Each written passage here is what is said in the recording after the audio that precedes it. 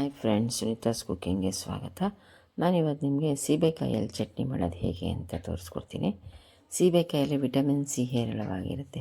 ಅದರಲ್ಲೂ ಈ ಕಾಯಾಗಿರೋದ್ರಲ್ಲಿ ಚಟ್ನಿ ಮಾಡೋದ್ರಿಂದ ತುಂಬ ರುಚಿಯಾಗಿರುತ್ತೆ. ನೋಡಿ ಹೇಗೆ ಮಾಡೋದು ಅಂತ ತೋರಿಸ್ಕೊಡ್ತೀನಿ. ಚೆನ್ನಾಗಿ ಕ್ಲೀನಾಗಿ ತೊಳೆದು ಅದನ್ನು ಸ್ವಲ್ಪ ಸಣ್ಣಗೆ ಕಟ್ ಮಾಡ್ಕೊಂಡು ಇಟ್ಕೊಳೋದು.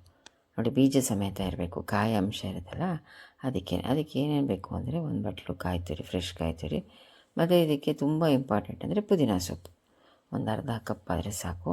ಒಂದು 5-6 ಹಸಿಮೆಣ್ಸಿನ್ಕಾಯಿ, ಸ್ವಲ್ಪ ಹುಣಸೆಹಣ್ಣು ಮತ್ತು ಜೀರಿಗೆ, ಎಲ್ಲ ಹಸಿದೆ, ಯಾವುದೂ ಉರಿಯೋ ಅವಶ್ಯಕತೆ ಇಲ್ಲ. ಮತ್ತು ರುಚಿಗೆ ತಕ್ಕಷ್ಟು ಉಪ್ಪು. ನೋಡಿ ಕಟ್ ಮಾಡಿ ಇಟ್ಕೊಂಡಿದ್ದೀವಲ್ಲ, ಬೀಜದ ಸಮೇತನೇ ಹಾಕಿ ಗ್ರೈಂಡ್ ಮಾಡೋದು. ನೋಡಿ ಮಿಕ್ಸಿ ಜಾರಿಗೆ ಉಪ್ಪು, ಹರಳುಪ್ಪು ಮತ್ತು ಸ್ವಲ್ಪ ಹುಣಸೆಹಣ್ಣು, ಜೀರಿಗೆ, ಯಾವುದೂ ಹುರಿದಿಲ್ಲ, ಹಾಗೆಯೇ ಹಸಿದೇನೆ.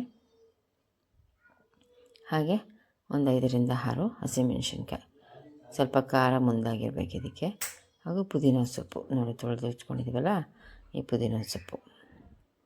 ಹಾಗೆ ಕಾಯಿ ತುರಿ, ಹಸಿ ಕಾಯಿ ತುರಿ ಒಂದು ಬಟ್ಲು ಹಾಕ್ಬೋದು. ಮತ್ತು ಕಟ್ ಮಾಡಿ ಇಟ್ಕೊಂಡಿದ್ದೀವಲ್ಲ ಸೀಬೆಕಾಯಿ, ಅದನ್ನು ಈ ಮಿಕ್ಸಿ ಜಾರ್ಗೆ ಹಾಕಿ ತರ್ತರಿಯಾಗಿ ಗ್ರೈಂಡ್ ಮಾಡ್ಕೊಳೋದು. ನೋಡಿ ಹೀಗೇ ಎಲ್ಲ ಒಟ್ಟಿಗೆ ಹಾಕಿ ಸ್ವಲ್ಪ ನೀರು ಹಾಕಿದ್ರೆ ಸಾಕು. ತರ್ತರಿಯಾಗಿರಬೇಕು, ಗಟ್ಟಿಗಿರಬೇಕು. ಅನ್ನ ಕಲಿಸ್ಕೊಂಡ್ರೆ ತುಂಬ ರುಚಿಯಾಗಿರುತ್ತೆ. ನೋಡಿ ಇಷ್ಟು ಗಟ್ಟಿ ಇದ್ದರೆ ಸಾಕು. ನೋಡಿ ಅಷ್ಟೇ, ಈಸಿಯಾಗಿ ಮಾಡ್ಕೋಬೋದು. ಇದನ್ನು ಬಿಸಿ ಮಾಡೋ ಅವಶ್ಯಕತೆಯೇ ಇಲ್ಲ. ದಿಢೀರಂತ ಮಾಡಿಕೊಂಡು ಬಿಸಿ ಅನ್ನದ ಜೊತೆ ತಿನ್ಬೋದು, ಚಪಾತಿ ಜೊತೆ ತಿನ್ಬೋದು.